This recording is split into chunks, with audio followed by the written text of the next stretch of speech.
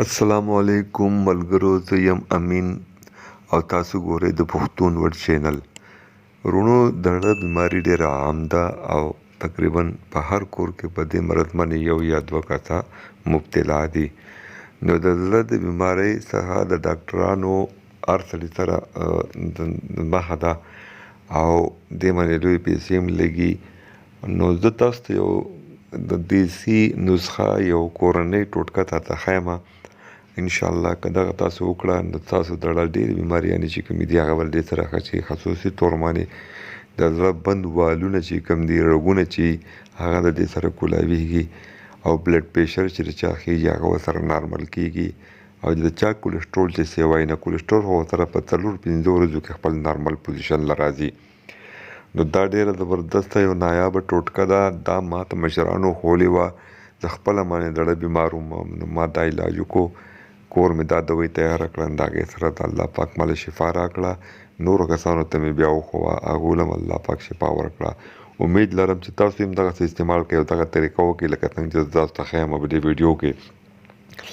نو انشاءالله چې تاسو له به هم الله شفا راکړي او که چېرې تاسو دې سره شفایاب شئ نو ما په دعا کې یاد ساتئ او دا ویډیو په خپل سوشل میډیا کې څومره چې تاسو ګروپونه دي په هغې کې به شیر کړئ او دې چینل سره هم مرسته وکړئ. دا د پښتو چینل دی، زه به دې کې ټولې ویډیوګانې په پښتو خېږوم.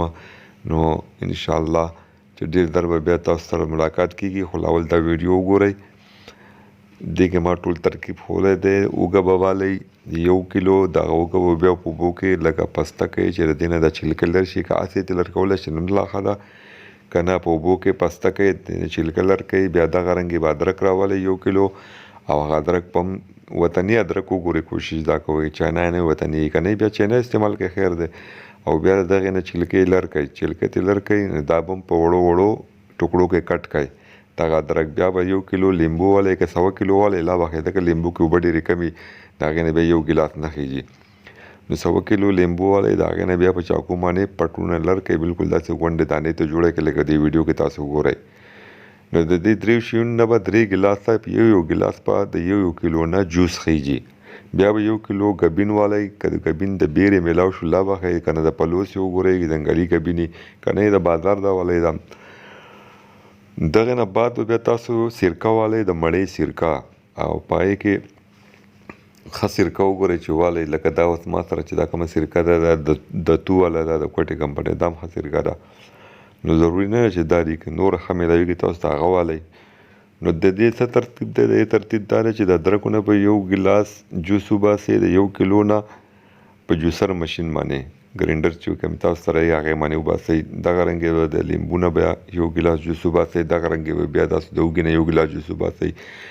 او که جوس د دې اوږې نه نه وځي پوره نو ګیلاس نه پوره کېږي، نه ښه نچوړوئ په کپړه باندې، خو ګیلاس دې پوره کوئ. دغه رنګې لیمبو هم ښه نچوړ کړئ په کپړه باندې، نو بیا ترې 1 ګیلاس پوره کوئ.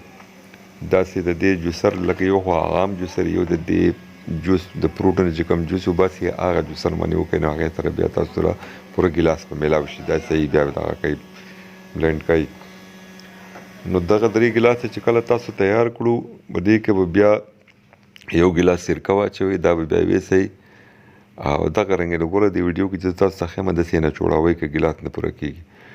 نو دا 3 ګیلاسه به بیا یو پتیله کې واچوئ او 1 ګیلاس به پکې سرکه واچوئ. دا به بیا په هلکه اور باندې کېږدئ او دا به بیا پاخه کړئ تقریبا 10 منټه 12 منټه په هلکه اور باندې. چې کله دا لږ ګاړه شي، لږ ټینګوالی به دې کې راشي، نو بیا به دا راکوز کړئ، داسې به یې لړئ، په ځای به یې نه پرېږدئ، بیا سوځي. داسې به یې لړئ یو 10 منټه 12 منټه. نو چې کله دې کې ګاړه پن راشي، دا لږ ټینګوالی به کې راشي، بیا به یې راوباسئ، کېبېږدئ. نو چې کله بیا کېښودو لکه د چایو په شان دا لږ زیړوالی پیدا کړي، بس سیدی به یې نه، بس دا به بیا کېږدئ، دا به بیا یخه کوئ. چې یخه وکړه نو بیا به دې کې د هغې نه بعد هغه 1 کیلو ګبین واچوئ ټول. نو دا نسخه ستاسو تیاره شوه. دا به سهار په نهره باندې 2 چمچې خورئ روزانه. انشاءالله دې سره به تاسو د زړه څومره والونه دي هغه به کولاو شي، بدوالونه، او کولیسټرول به ستاسو ختم شي، بلډ پریشر به ستاسو نارمل شي. که د چا د مرض زیات وي نو هغه 3 چمچې هم خوړی شي، او که په معده بوج کېږي نو 2 خورئ، که نه یوه خو خامخا خورئ. ورسره د معدې راځي ګولۍ خورئ، بیا به دومره مسله درته نه راځي. نو دا ما په خپله باندې تجربه کړې ده. یو ور دا دوی ما تیاره کړه، هغه ما خوړله، هغې سره زه ښه یم. اوس مې دوباره ځان له بیا تیاره کړل دی، تیاتر مې یخ وجره کور کې او استعمالوم. نور ملګرو ته مې ښویلي، نور کسان چې څوک ناجوړ دي هغه ورسره الله پاک جوړ کړي دي. امید لرم چې تاسو به هم الله پاک د دې سره جوړ کړئ. نو انشاءالله موږ به په خپلو دعاګانو کې یاد ساتئ.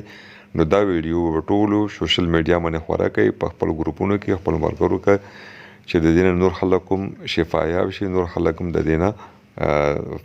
نو دوستانو هیله لرم چې دا ویډیو به ستاسو خوښ شوي، دا چینل سبسکرایب کړئ او د جرس نشان ورسره ووایئ. انشاءالله د یو نوي ویډیو سره به تاسو د وړاندې بیا در مخامخ کېږم او د هغې پورې په لوی الله وسپارم. د الله په امان.